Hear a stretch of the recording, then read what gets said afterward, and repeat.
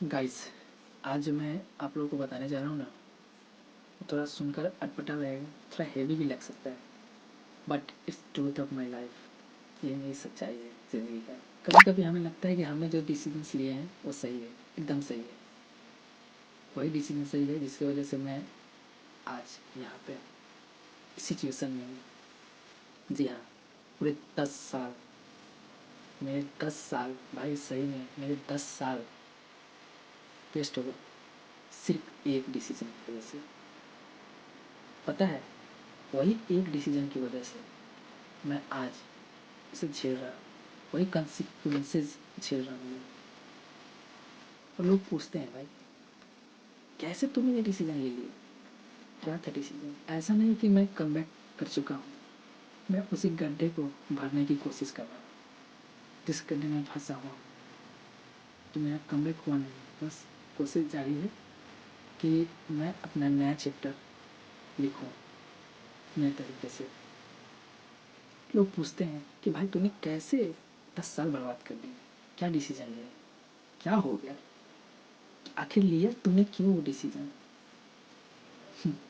बस मुझे क्या पता था कि मेरे एक डिसीजन मेरा पूरा गोल्डन गोल्डन टाइम खा जाएगा, बर्बाद कर देगा।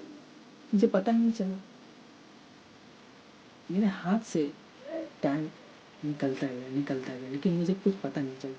मुझे तो लगा कि भाई मैं मैंने जो डिसीजन लिया वो परफेक्ट है, एकदम सही है, बाद बाकी सब गलत।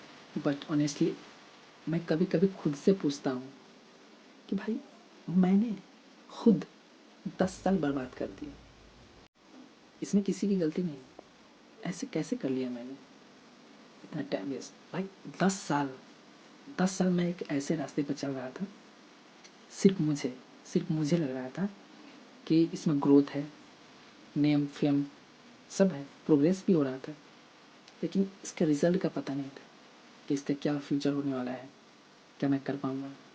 लेकिन फिर भी लग रहा था कि मैं कर लूँगा, मैं जो डिसीजन लिया वो तो सही हो गया, लेकिन मैं गलत था। काश उस टाइम मुझे कोई बताने वाला होता तो ये स्थिति नहीं होती, इस सिचुएशन में नहीं आता मैं। सबसे डेंजरस चीज़ क्या थी पता है?